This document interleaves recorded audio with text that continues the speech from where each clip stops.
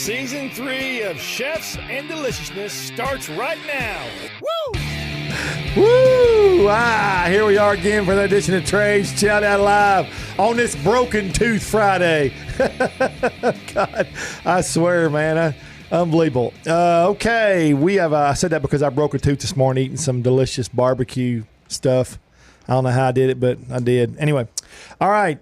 This weekend in Whoa, I got Chris Dempsey here with me. Chris, say hi to everybody. Hello, everybody. We're going to get into Chris Dempsey here in just a few minutes, but this weekend at your mom's house in Fort Worth off 7th Street, we have a big charity event for the police officers that guard West 7th and West Side there. It is called Guardians of the 7th charity event, and we're going to have all kinds of raffles for all kinds of fantastic stuff.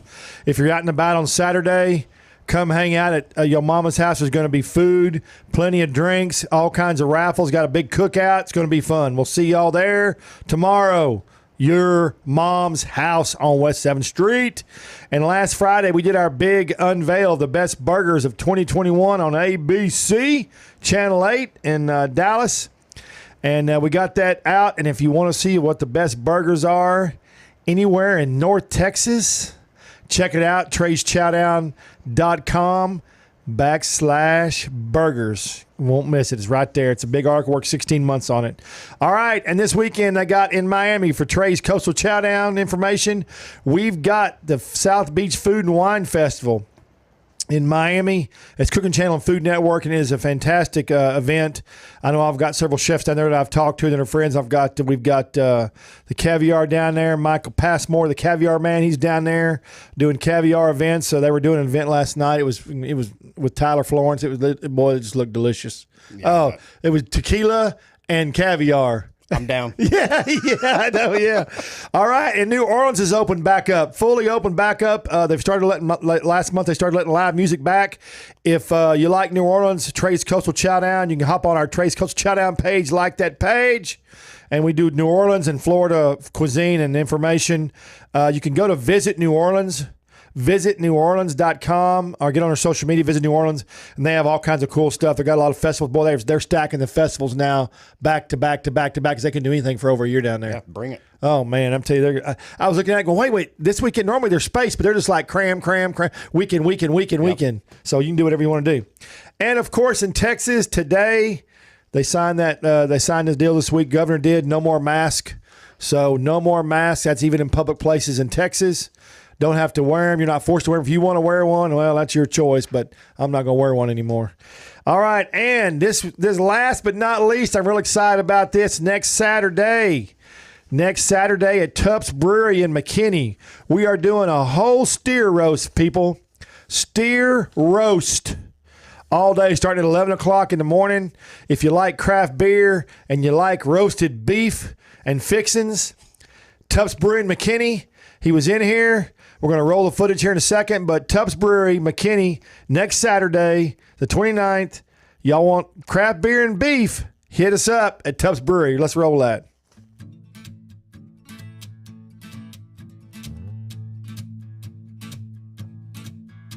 You've probably heard the name and seen the beer in your local grocery store or favorite bar. Well, meet the man behind the beer, known as Tupp's. Keith Lewis, president and one of the founders of Tupp's Brewery, sat down with me on my TV and podcast show, and we talked about where they started and what the future holds for Tupp's Brewery. I'm here today with some people that have some great beer here in North Texas and McKinney called Tupp's Brewery. Glad to have y'all here today. And is that how did you come up with the name? Well, actually, I had a partner when we started, and his name was Tupper. So when we started doing home brewing and entering little competitions, we said we got to have a name for the brewery. So we just took his first name and smashed it down and called it Tupp's. And I mean, it's stuck, it's strong, it's good. The logo's good, so everybody loves it. It's I saw your video where it said that your wife bought you a home brew kit. Was that trumped up marketing stuff, or was that true? That's actually a true story. Oh, is it? Yeah. Got the kit. Went home, and Tupper, actually, we worked together, and we did 3 or 4 batches in the house, and then we migrated to the garage, and we migrated to the street, and now we've migrated to a 17,000 square foot building. So and now you're migrating again? Yes. What'd you say, 40,000? 40,000 square feet in McKinney, so starting all the architectural drawings, everything now, and then it's going to take about 2 years to build it. But it's a huge craft community. Yeah. So it's a brewery and it's a restaurant and it's going to be retail stores. So it's a big undertaking. Yeah. Mm-hmm. It's just funny. I never thought 15 years ago, 20 years ago, craft beer. What's that? And it just all of a sudden it took hold. Maybe the last decade has it really grown up the last decade? Maybe. Well, yeah, and I think Texas, Oklahoma, we're kind of late to the game. I mean, if you go out to California, go to Colorado, Oregon, Washington, the Northeast. Yeah. I mean, it's been hot for 20 years, 25 years. Yeah. I had to make my way to the place where all the magic happens and met Keith at his brewery in McKinney, Texas. He taught me a little more about the process of beer making and the connection between aroma and taste. This is incredible. I can't believe. When you started, did you have all these, how many tanks did you have when you first started? Well, we had a row along this wall, and there were maybe 6 tanks. So we have over 40 now. Yeah. So it's just been crazy. So how does that, does each beer have a different tank? How does it work? Yeah, so this is the brew house right here. So think of this as the kitchen. So we'll grain in and we'll boil, we'll put hops, and once that's done, then it moves over into a fermenter, and that'll be one batch of beer. And then once we get that one done, change the recipe, do another one, go into another tank. And then from those tanks, it takes about a week and a half. It goes into these big ones here, and that's where we carbonate the beer. So when you're talking about your aroma, aromas have to battle anything. Right. So I think they say that about 50% of what you think is taste actually comes from the aroma. That's why when you drink a beer, you can just smell it first and enjoy that, and then you drink it. New big flavors now, the seltzer. Is it called seltzer? No, what's it called? Yeah, hard craft seltzer. All seltzer. Right. You got 4 of those flavors. Right. But they're all under Blur, right? They're correct. Blur is kind of the overall brand name. In fact, right behind you is the can. So you'll notice when you were drinking the product, had a label around it. Right. So you peel the label back, this is what you're going to see under it. So we found out we do this with beer. So what you do is you can do smaller runs, because otherwise you have to print a lot of cans. Right. So we do smaller runs, we put a label around it, but we found people peeling the label off and wondering what's going on. So now we just said, well, we'll give them what they want. It's just amazing how the whole craft beer scene has just gone nuts. Yeah. Unbelievable to me. To me, I think I'd say half of it is it's the product, it's the beer and all that, but I think the other half of it is that people really just love drinking it and talking about it and getting together with friends. And that's why here we have a big tap room, and it's just people sitting there, they have 3 or 4 beers and just hang out with their buddies and listen to music, and it's a social thing. I really appreciate it. Absolutely. Thank you Thanks so for coming much. out. Yes, sir.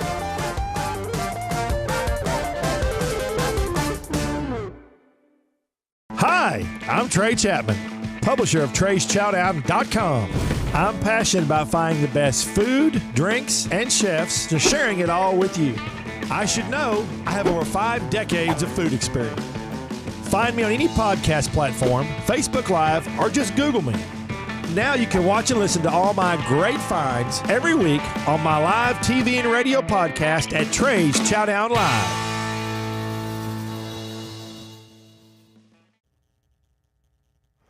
And Tubbs Brewery. That's a neat place. That's a big place. And their new place is going to be twice that size. They just keep growing like a weed, man. It's just amazing. All right, so next Saturday we'll see y'all out there. Come out and have some big beef with us, fixins, and some craft beer. Now we're going to get in with Chris Dempsey. Chris, thanks for coming today, buddy. Trey, thanks for having me, man. How's it going? Oh, man, it's awesome. It's Friday. It is, yeah, it is Friday, and I'm like, bring it. Bring it, yeah. Bring the weekend, baby. Yeah. Well, my uncle used to tell me, boy, you're doing something wrong. If you live your life right, every day should be Friday. Yeah, for real. Yeah. I wish every day was Friday, but you know how that is. Yeah, it's you got to grind it out, baby. Yeah, you got to make it that Friday. That's right. I'll put the grind in. It's time. That's right. So where are you from originally? I'm actually from the Funk, man. You really? Right over in Fort Worth, yeah. Oh, wow. Yeah. I grew up mostly in Fort Worth, and then I graduated from Azle. Lived all over, traveled all over the U.S., but I keep coming back. Now I live in Las Colinas. I just love the Dallas area, DFW area. It's it's my home. I love Las Colinas, actually. Yeah, it's great. The area is beautiful. It's clean. It's never overly packed unless I got a concert or something going on. Right. And man, I like the what's that dadgum restaurant like Hugo's. Oh, I love it's my Hugo's. I love where you used to work for the brunches they have. the Four Seasons. Four Seasons. Yep. And then they've got some other restaurants down in that whole area that I just adore. I mean, I just Yeah, and we got some more stuff coming in. It's building up real nice right now. Since the pandemic, they're gonna yeah, some good stuff. And it's funny, I've lived in Las Colinas for about 17 years. Oh, and wow. We've waited and waited and waited for stuff to come in, and now all of a sudden it's like boom, boom, boom. Let's bring all that 17 cool years stuff. ago, Las Colinas was nothing like it is today. Not at all. No, it was barely anything. Yeah. I mean, the Spirit Girl was still there. Yeah. And that's like the neighborhood dive-ish bar. And it still is. Where's that? Right across the street from the Four Seasons, right there in the Tom Fun parking lot. Oh, cool. Yeah. They also have Cork and a Pig there. Cork and Pig, yeah. They have great. Cork and a Pig has got the best French dip sandwich in North Texas, period. I'll take your word on it. I don't eat meat. However, that's right, you don't. However, I did eat some brunch there the other day, like about 2 or 3 weeks ago, and man, phenomenal. You don't eat meat. That's right. You're a vegan. Just don't eat meat. No, I just pescatarian. Oh, okay. I just stopped eating dairy like last week, which is that it's actually been a lot harder to stop eating dairy because it's in so many things you don't really think about. Yeah. I'm like, oh man, I kind of have a sweet tooth. I'm going to go grab a. No, I'm not going to go grab that. Yeah. I'm going to go have a a strawberry. Yeah. It is in a lot of stuff though. Yeah. So it is what it is. So you went from Fort Worth. Yep. And then what made you before you started with Samson Surrey? You were actually a cocktail mixologist, bartender. Yeah. So how'd you get started in that business? It's funny because I've kind of always been in that industry, and I say that my old man owned a construction company, right? Okay. Building up the town, and by noon, 1 o'clock in the summertime, you're at the bar because it's so hot you can't really do anything. Right. So we used to go to the bar, and I used to see all these old cats like sitting around smoking their cigars, drinking their whiskeys, talking to the bartender, and I'm like, man, this is really dope. Yeah. And so I tried my hand at engineering and doing some other stuff like that, and it just I couldn't do it anymore. And I was like, I'm just going to bartend full time. And I just got in with the right people. People say, oh, craft bartending and this and that. Well, that's kind of how I learned back in the late 90s. It was fresh juice and old school cocktails. Yeah. And that's just kind of how I was taught. So it's always been normal for me. And then I got into some high volume places, and I'm like, oh, that's really cool. I like high volume too. So put them together and ended up in Dallas and working some really cool spots. And after 25 years of doing that, man, and running spots, and I just got burnt out. I wanted to see my family more, and the last place I was at was Las Almas Rotas Mezcaleria over in Fair Park. Say it slow one more time. Las Almas Rotas Mezcaleria. So it was over in Fair Park. It's James Beard nominated, one of the best and one of my favorite bars of all time. It's agave forward. But I was there, and I quit, and everybody looked at me like I was bananas. Everybody. And I took 2 months off, and then I happened to luck into getting working with Samson and Surrey, and now it's like a dream come true. I mean, some of these brands I worked with. All of these brands at one point before I even joined the company. Slinging cocktails, and you said something a while ago. You said back in a long time ago, back in the day, you smoked cigars, drink whiskey. Yeah. Well, back in those days, whiskey was whiskey, boy. It was stout. Yeah. Nowadays, whiskey can have all kinds of flavors and be a lot more smooth. Right. I'm telling you, I can't even drink Jack anymore. Jack is back in those days. It was kind of like that was kind of like the jam. I mean, I drank my fair share of that. Yeah, boy. I cut my teeth on Jim Beam and Jack Daniels. I learned how to actually drink real whiskey when I was out on a job site one day, and we were doing some petroleum storage tanks and doing some stuff. And we got home, and my partner drank Weller. And he's like, why are you drinking like that? Because I'm just like, oh, fuck, dude, I don't know. I'm 20, 21 years old. And I'm like, yeah, let's get blasted, whatever. And he's like, no, you're drinking wrong. And I'm like, what do you mean I'm drinking wrong? He's like, this is how you drink whiskey. And he poured me a glass of Weller. And he's like, just sip on it, man. Put an ice cube in it and just hang out. And I'm like, okay. Yeah. And I was like, I'm drinking with him, and like we're sitting here bullshitting. And I'm like, man, this is great. Yeah. And it changed my life. That's one of the pivotal points in my life. And I'm like, now I get sitting at those bars and watching all these guys smoke their cigars and sip on whiskey and talk to people. That's what it's about. It's an experience. You know? It's Right. creating a memory. Yeah. You create friendships, you know. Yep. And you talk. That's why I loved. That's why I had my drink with Trey side, because not only do I love to eat and visit with chefs, but I also love mixologists and drinking and the camaraderie. And really, when you think about it, it's nowadays you can sit at a bar and eat and drink, and it's the same thing. But we like to do, I like to do entertainment stuff, and then I also like to do the food stuff and smoke cigars, and so it's an experience. Yeah, it definitely is. When you were slinging cocktails, what was your most favorite place that you worked at? I would say honestly, Atwater Alley, over there with Henry's Majestic, People's Last Stand, and Las Almas Rotos. Those are probably my top three. I mean, I have a lot of favorites that I've hung out in and worked at, but I think really those are probably my top three jams. Henry's Majestic has got some great food. Yeah, we do a great brunch bar. Yeah. And, if you've ever been to Atwater Alley, the speakeasy in the back, it's one of the sexiest bars in town. Wow. I've not been there. I'd put that on my list. You Atwater do have Alley. it's right behind that in the alley. Oh, is that why they It's call in it? Atwater Alley. Yeah. Oh, that's why that's a great. That was my next question, Yeah. brother. That was my next lead in. You did it for me. Yeah. We're mind melding. That's Yeah. So Atwater Alley. Yeah. How big is it? I mean, it's about as big as this right here. Full thing. 2 stories. Bar downstairs, bar upstairs. Very intimate. Dimly lit, but I like that. It's sexy, man. You want to take a girl to on a date or your boyfriend or whatever, you go there. Yeah, because it's just beautiful. There is no menu. You tell the bartenders what you want, and we create the cocktail for you. I mean, it's just great. Duncan Burks, that owns Baby Dolls and has had bars all over in 3 states. Man, I remember one time, long time ago, I was sitting down and somebody asked. We were talking about business, the bar business, spirits business. At that time, this was 30 years ago. Yeah.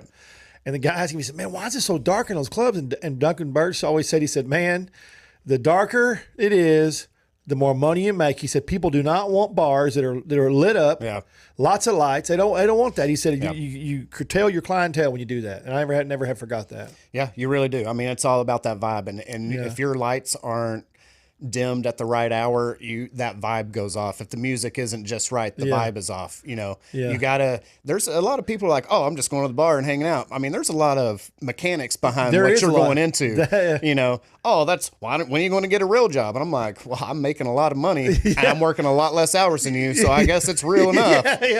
People, I don't think people understand how much you can make. I don't think they understand that. I mean, there's a lot of money, and it's cash. Yeah, it's cash. I think. Well, I know everybody pays their taxes. I'm not saying you're trying to escape the IRS. No, they do. And I think, a lot of people, yes, it's a lot of cash day to day, and unless you understand how money works, or you understand how you're like the ebb and flow of season and business, you're going to be screwed. And we saw that happen to a lot of people during the pandemic and the shutdown. 120,000 jobs were lost, and they're like, well, I don't know what to do because I never saved my money. I made $800 last night, but hand to mouth. Yeah, I'm like, and I think this taught a lot of people rainy in the industry. Days, baby. Rainy. And here's the deal. I think it'll happen again. I think there's going to be some of the new virus, because we're getting so big and with so many people now in the world. I think it's going to happen again. I think we'll be better prepared. Yeah, but I think it's going to happen again. I agree with that. I just do. Yeah. So when you were doing cocktails, what was before you got into Samson Surrey and all these beautiful brands, tasty brands? What was your favorite? Spirit that you did? What was your go-to spirit, I guess? So, up until around 2010, it was whiskey. Whiskey, hands down. That's what I drank. I drank some gin. During the summer, I drink gin, but after around 2010, I started drinking a lot of mezcal and a lot of tequila. In 2008, whenever Tequila Ocho rolled out, I was with the Four Seasons and I tried Tequila Ocho and I was like, mind blown. Yeah. 2010, buddy of mine, John Garrett, who was the distributor of the time, brought in Mezcal Vago Elote, that bottle, and explained it to me, and I couldn't understand how it had corn in it, but it wasn't a whiskey, it was a mezcal and all this, and that it literally put me into agave nerdum, Yeah. and I just started into There's that. a lot And of that nowadays, There's so though. many wormholes to go down Yeah. whenever you're into it because Yeah. it's so vast and it's like the most complex spirit you can get into. You know, you talk about terroir with wine. Well, with agave, it's the exact same thing. It's all about terroir. Right. You know, and that's, I think, one of the things that really kind of opened me up to like exploring these things. You're like not only exploring a spirit, but you're actually exploring a culture, a family's culture, Right. because these are made by families, right? Right. For generations at times. And so you're literally drinking these people's life. Right. And it opens you up to a whole nother level. You know, I read a deal. Yesterday, I read a deal, J.W. Marriott, old Marriott. I think he's 90, 92 or 93 now. He put a deal on yesterday, which blew my mind. He was so accurate, though, but he put a picture of their very first, where his grandparents started. People think he started in hotels. They didn't. They started with a A&W root beer, kind of they sold A&W root beer, but it was like a drugstore deal. They had a little drugstore bar. They sold food and chili. That's how Marriott, and then from there it blossomed. And he was making a statement about how everybody in America, they only see the end result. Yeah. They don't think about what it takes to get to that. They don't think about the hours and because almost every business in America starts small unless you're bought up by a conglomerate or unless your conglomerate start a new business. Right. 90% of them are started small and grown, to get big. I thought that was a great statement. It's just neat to see where they came and where they are now. Oh yeah. And that's like all this. Yeah. So let's start talking about these. So Samson Surrey has a line, and y'all have mezcal, you have whiskeys, And gin. and gin. Yep. Now I was just going to say I love Snoop's song "Gin and Juice." Yeah. But if I try to drink gin, it's a little harsh for me. But Okay, so this is actually why Andrew started Blue Coat was, Okay. Blue Coat Gin is the very first. It is the original American dry gin. right here, let's put it right here. So distillery in Philly. Blue. Oh shit! Let me turn this around. Sorry. He wanted to disrupt what people thought about gin, right? Because we're so used to the London Dry. Sapphire and Plymouth were the lightest gins that you could get at the time. Right. Andrew comes out with this American Dry Gin. It's softer juniper, citrus up front, and just a beautiful, crisp, clean middle, right? Makes a great gin and tonic, makes a great bramble, but the gin itself is... It's a beautiful bottle. It matches what's inside of it. Yeah. It literally matches. It's just a beautiful gin. Most bartenders that I try on this is becoming their favorite gin. It's very easy to work with. I drink it, straight and hot, because nothing like hot gin. Yeah. And the Wait a minute! Don't get me all worked up. Hot gin. You say you like it hot and naked, right? That's right, man. Hot and naked. Hot and naked. That's how I drink my spirits. That's the way I like Jenna. So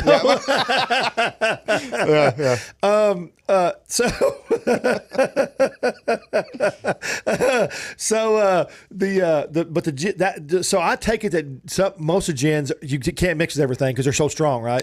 Well, I mean, you can, but you're. And here's the thing: as a bartender, and you're going into a bar, you have your well drink that you can make. Oh, I want the well. But if you have a bartender that knows the craft, they're going to choose a gin that complements that cocktail. Right. Right. So you may have a heavy London Dry with big juniper notes for one cocktail, but you may want the Blue Coat because of the lighter juniper notes in a different cocktail. Right. Gotcha. So it's flavor profile. Kind of like mixing vodka. Just Some mixing vodka, like whenever you're cooking dinner, and you're putting your seasonings in. I mean, that's you got to balance everything out, right? Well, that's good. That's neat to know about gin because that bottle's beautiful. That's when we took them all out. That one, of course, my favorite color is blue and green. So, right on. But when you took the bottle out, it's just a beautiful bottle. Yeah. And obviously, when you're trying to sell a package, whether it be alcohol or anything, you want the packaging to look beautiful, and that sure does. Yeah. Well, thank you. So let's go through the mezcal. So what appears your? I don't know if you can have a favorite, but you got 3 mezcals here, and these are all from Mexico, correct? Yeah. So Tequila Ocho is out of Jalisco, La Alteña, Carlos Camarena, and Tomas Estes got together and decided to show terroir in spirits. This is the first tequila, or the first spirit outside of wine to show terroir. All of our, it's a single estate, so we own all of the ranches. Every year is a different ranch. Beautiful agave forward, sweet agave. And the thing is because it's a single estate and every year is different, you can try the vintages side by side and taste the nuances. I was just fixing to ask you that. So they switch up. They use a different ranch every year. When you say ranch, you mean dirt because that's what's grown there. Yep. That's where it's grown. That's where it's harvested. Yep. So each year they use a different one, which creates a different flavor profile. Correct. Yeah. So, and you could have 2 ranches that are about 5 meters apart, and they'll be completely different. Isn't that crazy? And I've done it, and it's crazy. It's mind blowing, and it's so awesome. This one has a little bit more earthiness to it. Right. The 2017 is a little bit more brighter and fruity. Right. So you're kind of talking about like wine too, so Exactly. same way. Right. But now you're talking about mezcal, so Exactly. that's cool. Yeah, and you're not wrong by saying mezcal because tequila is a type of mezcal. So, Yeah. and I don't think a lot of people actually understand that. They think of tequila as tequila and mezcal as, that's a type of tequila. It's Yeah. actually the other way around. Yeah. So that's really good. I do drink a whole lot of that. Is it? I guess I'm assuming it's smooth. So in the spirits world, smooth is not really something that we like to say because, especially with agave, because you don't go down to Mexico, it's not smooth. It's got rough edges, right? Yeah, that's right. And yeah. that's tequila Yeah. and mezcal and raicilla Right. and all these agaves. They have, I like to say they have softer profiles or they have more mineral profiles. Okay. But this is a crisp and a clean agave. It says 96 world's best. You got a 96 on this one? Yep, we just won World's Best Tequila by Forbes. We got 2 gold medals World's for best this. by Forbes. I'm gonna say that might sell some tequila for you. Yeah, I think it has. I think it has been. Yeah. We just got we got 2 gold medals at the San Francisco Blind Spirits tastings for this mezcal. This is a deep well water mezcal, so the salinity that you get off of it, Minerals out of it? Yeah. beautiful. Works great with like sushi, raw bar, oysters. A lot of people don't think to mix your mezcal and eat it with some ceviche or Yeah. oysters, but I'm telling you, it's great. So this is a sipping mezcal. Yeah, I mean, you can still all of mix them. Yeah, you can still mix everything. Yeah. Like I'm don't like to I'm mix. bougie at my house, and I have a $100 shot stuff, and I'm making cocktails with it just because I can, right? Yeah. But essentially, just drink it. Yeah. Just drink it neat. Take 3 sips, and it kind of acclimates, and you get the different profiles, and Right. it's would an think- experience. Mezcal is an experience. I love ceviche, so I think it'd be great with that. Oh, it is. Man, it is. It just complements so well. So it's pretty easy to sell something when you have somebody selling it for you like a best tequila out of for Forbes. Yeah. I mean, it always helps to sell the brand, right? Yeah, for sure. I was excited to hear it. I know the company was ecstatic to hear it. Okay, this is elote. Yep, elote. So that's so this is what we consider our pachuga. It's a vegan pachuga. It's 2 distillations. Espadine on the second distillation, we put heirloom blue corn that's been toasted and ground into the distillate, and it picks up those beautiful corn notes.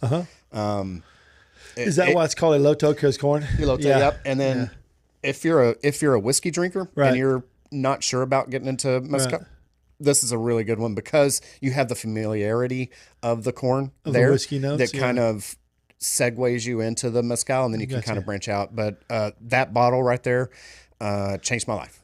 It literally, I tell people this all the time, man. I get to work for the company now, and that bottle literally turned me into Changed your life. Yeah. So my mezcal story, my friend, celebrity chef David Holster, he had a restaurant. He opened up. He loves mezcal. This was like 5 years ago, 6 years ago. But he had all these mezcals, and I never really had a mezcal. I probably had, but I didn't really know I had. And I went in there and we sat there one day. He said, "I want you to taste these mezcals, man." I started tasting them. I'm gonna tell you something. Woo, boy! By dark, I was about, where am I? Where am I? Am I in Europe? I was. Right. I was. Woo! Yeah.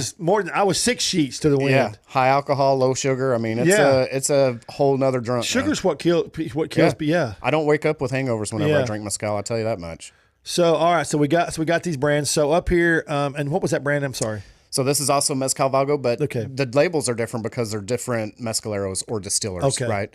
So this is Emigdio Jarquin, and this is Hijos de Aquilino. So Aquilino Garcia was the patriarch. He passed away last summer. Okay. His sons actually took over for him. They've been doing production for him. Got you. For like 10 years and 4 years. And then I think this is like the first batch or second batch after he passed. So, but it's, still amazing. Nothing's changed. I mean, if you've had the mezcal that Aquilino made and this mezcal, it's the same. So how are all these companies? This is a question I've been wanting to ask about, saving it for our show.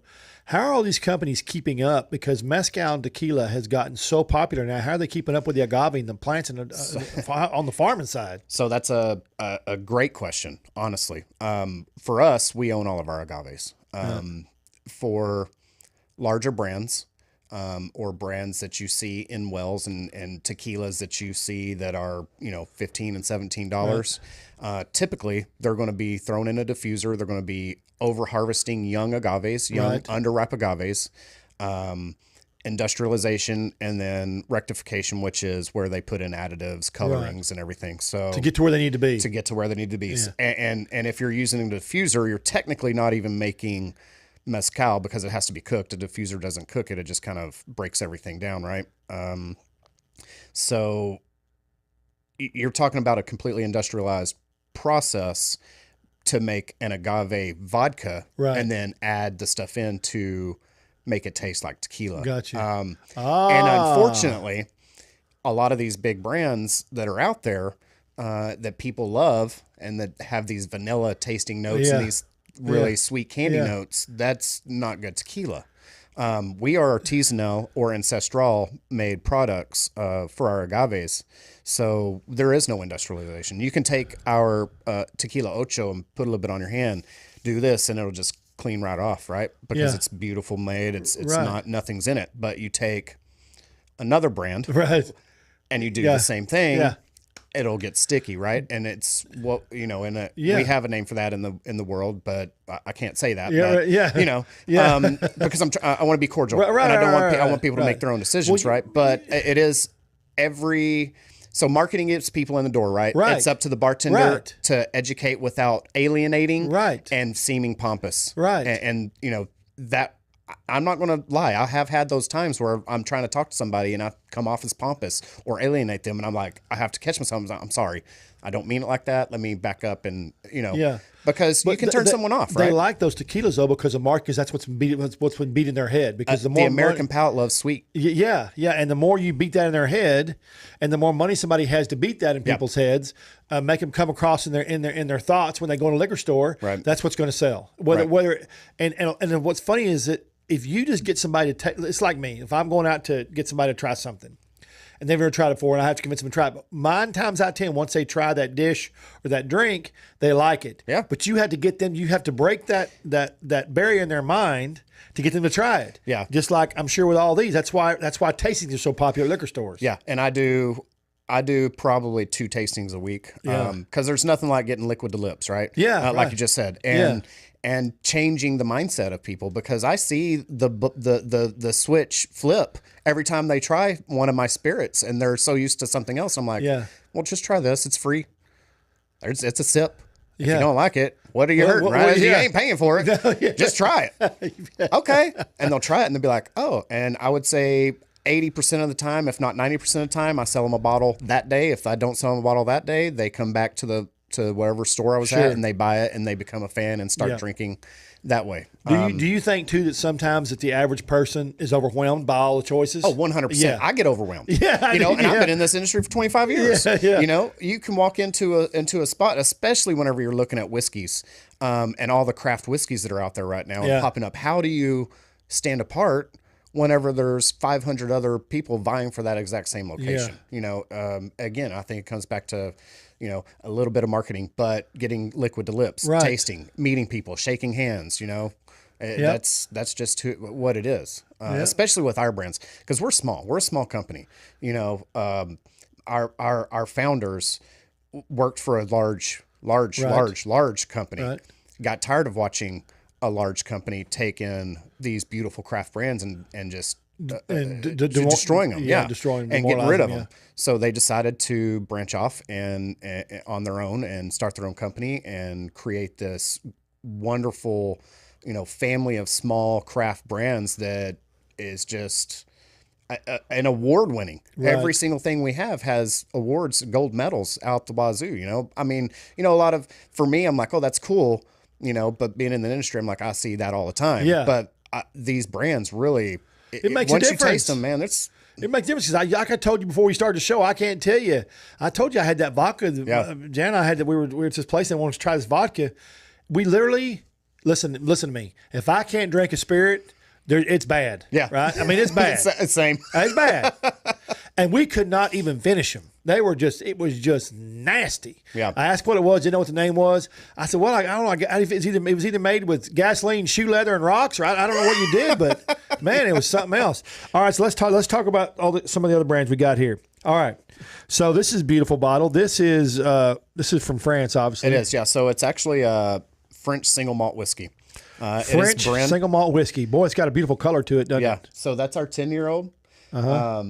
Allison Park was a ballerina. Okay. And like all good ballerinas, she retired at the age of 27 and decided to show terroir in whiskey. Oh. So, as her being the only ballerina ever, I just assume that's how they all are. Yeah. But she partnered with a third generation cognac distiller who happened to have this beautiful heirloom barley on his property to oxygenate all the vineyards on the estate, right?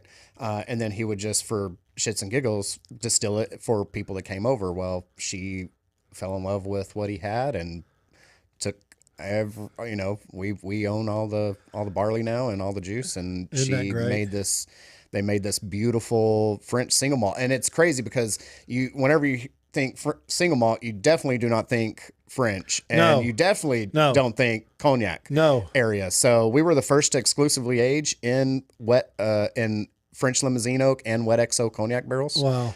He distills in a copper alembic That's got to be unusual flavor. It does. It has some tropical fruit notes, blueberry muffin tops, banana Foster, creme brulee. Creme brulee. It's delicate yet complex. I'm telling you, man.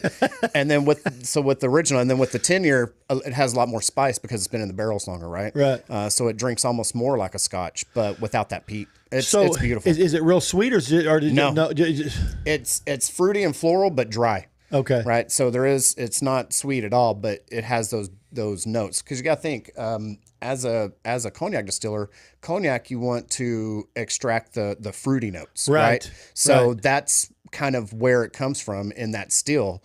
You get some of those fruity notes from that still, and then the rest come from the cognac barrels, and it just makes this amazing. I don't think people understand either, and I say this 3 or 4 times now, but I don't, about everything today. I don't think they understand how much a barrel changes the flavor. What a barrel does. Yeah. And it's amazing. I started learning this 10 years ago when I started my drink with Trey, go on all these tours and learn about different barrels, and some of these barrels are used 2 and 3 different times for different things to get different flavor profiles, which I think is fantastic. It also makes for a good story. Where's the barrel been? How long has it been? What was it before? So it's a deal. But this is a great story behind how she did that. Yeah, it's beautiful. And, kind of touching on barrels, Tequila Ocho, we use a neutral barrel, which means it has been used so much, there isn't really anything left on it, right? So whenever you see our Reposado or our Añejo, they look very pale, very straw colored, and you're like, is that even a rested spirit? I mean, it's rested, but it's in a extremely 30 to 60-year-old barrel that's been used who knows how many times. How can those barrels get? I don't know, until they break, I guess. Until they break, or they get a crack hole with? Yeah, but I guess they do get bad. Obviously. Yeah, I mean, he's using them in succession, so I think they probably stay wet and they're fine. Yeah. But to Carlos Camarena's, what he always says is you don't go to an art museum to look at picture frames. You go to an art museum to look at artwork, right? So I'm making artwork, and then I just frame it, so you can look at that artwork, and it just adds a little bit of this. And I'm, and to me, I'm like, whenever he said that, I was like, man, that's a good analogy. That's why you're the OG, son. Yeah, that's right. That's right. All right, now we got a straight rye whiskey. Yep, it's called Few. Few, first distillery in Chicago since Prohibition. Wait, really? Yeah, they literally changed laws so Paul could open up his distillery. First distillery in Chicago since Prohibition. Yep. And they changed the law so we could open this up. Yeah, so now that is a great story. So we're around 10 blocks from Northwestern University and Frances Eleanor Willard's house. Frances Eleanor Willard, who is the godmother of the Temperance movement, right? He loved the 1893 World's Fair. So if you look at all of our artwork on our bottles, it's all homage to that. Our proof on all of our whiskeys is 93. We do a lot of really cool innovations. Like with the rye, we have what's called the immortal rye. And instead of using water to proof, we actually use oolong Immortal 8 oolong black tea that's been cold extracted, and we use that as our cut. Wait. Okay, now let's say this again real slow now because I could never remember to say that. So let's say it one more time. So it's Immortal 8 Right. oolong black tea. Okay. And it's been cold extracted. And so what does that do? It changes the flavor, obviously. Yeah, but does it make it more palatable, or what is it? Well, I wouldn't necessarily say more palatable, but it gives you a whole different range of flavor profiles, Okay. right? So we're now with the spice of the rye. Now you have these dragon fruit notes and these like peach notes coming through Right. from the tea. You get this beautiful tea note that just Right. kind of mingles with the whiskey Yeah. throughout the whole experience, dances, right? just mingles Yeah, with- it does just dance. And then dancing whenever you around. finish that glass and Yeah. you got that empty glass and you smell it, it smells like a really, really beautiful tea. Yeah. But you That's still get awesome. a little bit of that wisp of the whiskey. I mean, it's crazy how they did that. And we also have one with the bourbon that we did with coffee. We're gonna get that right It's now. called cold cut. All right, we're gonna get this right here. This is another one here. We'll Yep, put this. that's our bourbon. This is the bourbon. We're gonna look at that. Yeah. I like that label too. Yeah. Straight bourbon and whiskey, baby. That's right. It's aged at least 2. It's done when it's done. Hey. Unapologetically Chicago, baby. You know what I call that? I call that giddy up. Yeah. Yeah, for real. Because you're gonna be doing something when you're drinking. Show right. So just kind of if you and I were sitting somewhere talking, we were in a bar, and I said, just real quick, what's the difference in 2 flavor profiles? How would you describe it? All right. So one's a rye, one's a bourbon. The bourbon. Okay. So here's something that you need to know about it first. So our bourbon is a 70 corn, 20 rye, and a 10 barley. All right. Right. The rye is a 70 rye, 20 corn, and 10 barley. So you just kind of invert Flips those. it, okay. Right. So the high rye on the bourbon cuts through that sweetness really nicely. Got you. And the same effect with the rye. So the corn sweetens up that rye just enough. Just enough. Okay. They have been my cocktail whiskeys for about 3 years now. And that few rye for me makes the best Boulevardier you can get. And that's just, Yeah. personal preference. Personal but preference. the spice on it and that corn note that softens it just the right amount, right? So that's what I would say the difference. You're going to have a bourbon that drinks like a rye and a rye that drinks like a bourbon. The rye has a little bit more cinnamon notes on it, a little bit more soft, but we have an American whiskey that I just, every time I drink it, it becomes my favorite.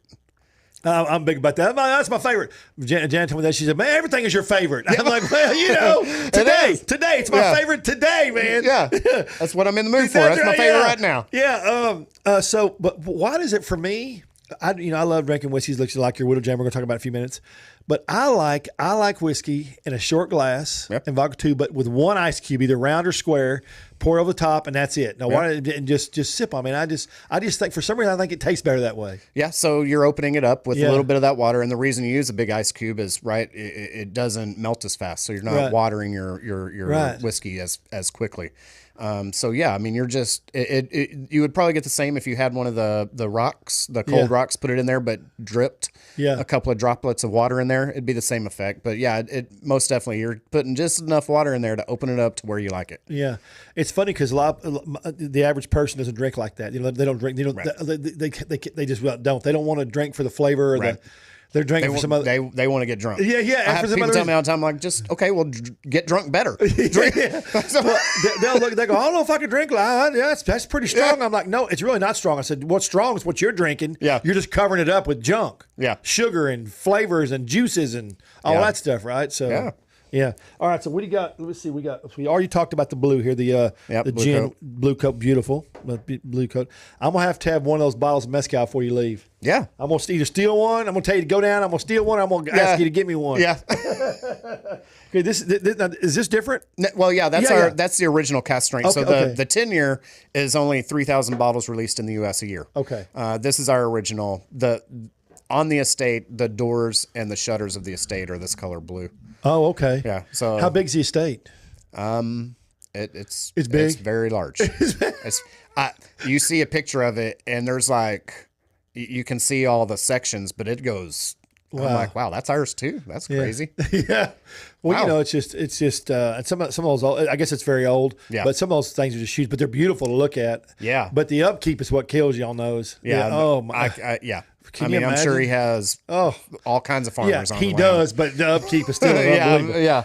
All right, so I do want to talk about because Widow Jane, we did. I met you at an event. I'm gonna set this here for a minute because I want to talk about that event, and then we'll talk about this Widow Jane in a minute. But I met you at a Widow Jane whiskey event, correct? That is correct. And we were.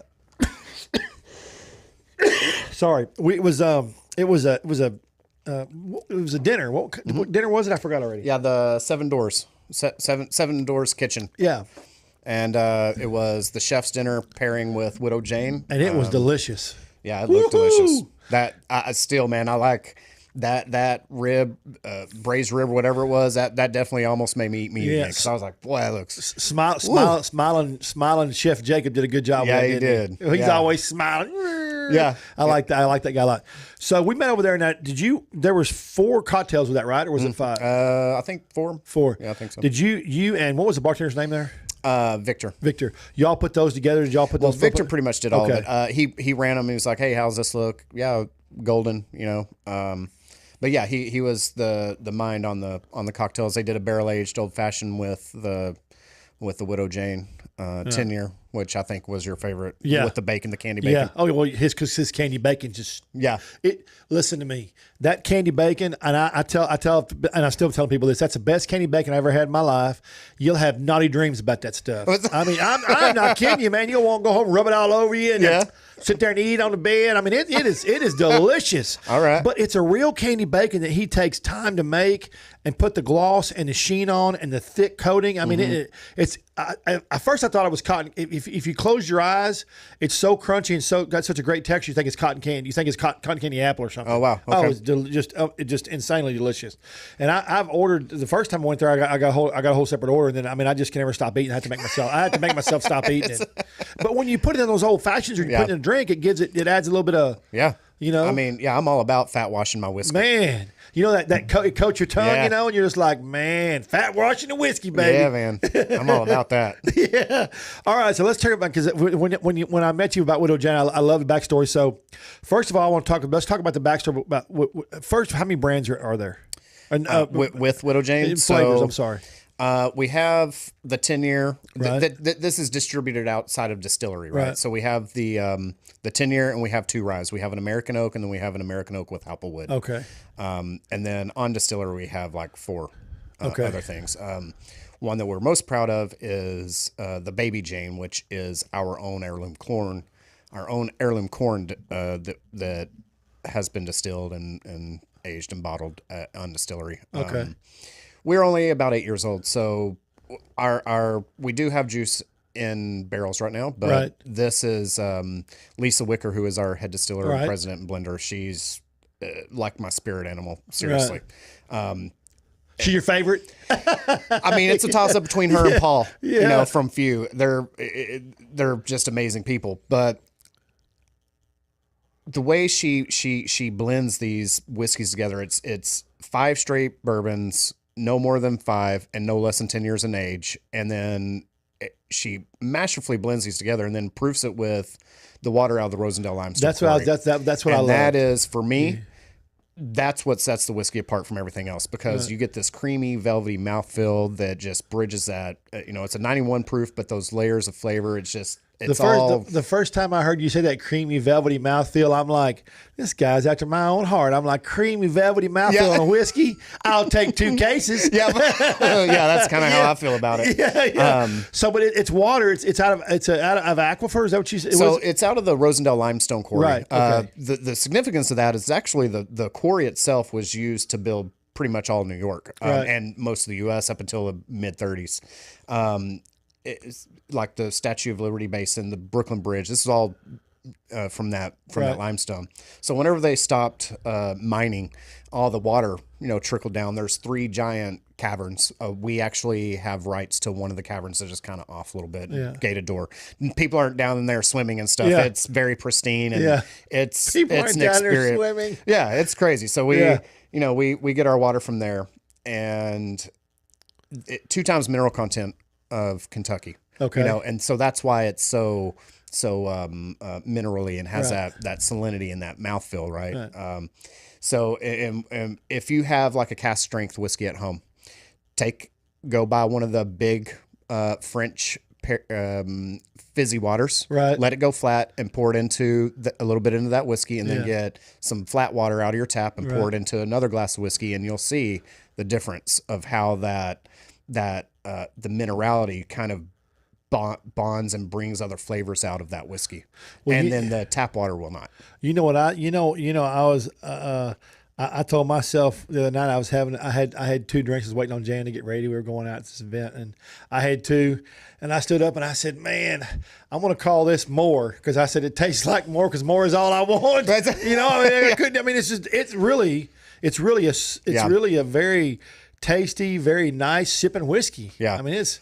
Yeah, and then you put your rock in there. I mean, it opens it up just right too, man. It drinks really well with the rock. I think that night was a skull. Janice bought me these things. Oh, right on. And like you fill it up and it's like one. It's one big ice skull. Yeah. You know, I think it was. The only thing I don't like about it is when it melts to a certain thing, it starts flipping around and it just kind of spooks you out. You look at it's looking at you, and I'm like, oh.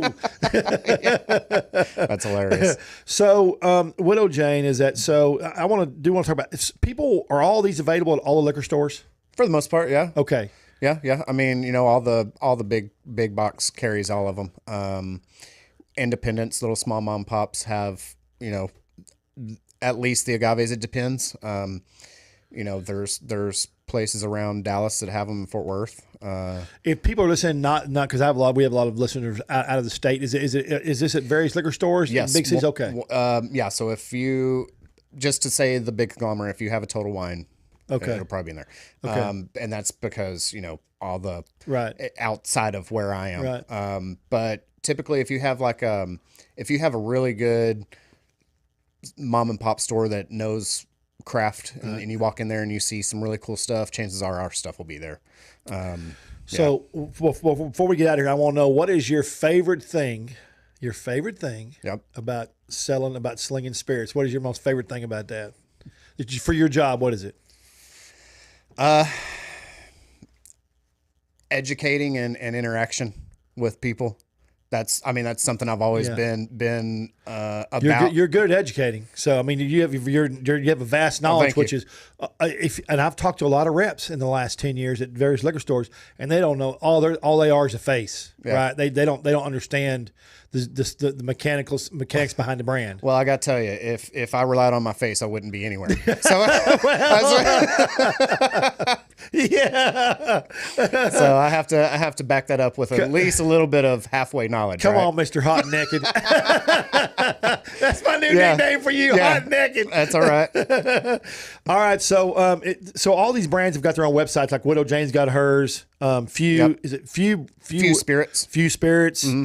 And then the Blue Coat, Mezcal Vago, Tequila Ocho, and Bryn.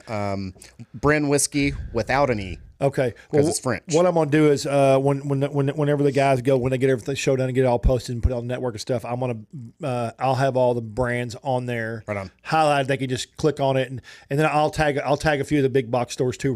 People right can on, get because.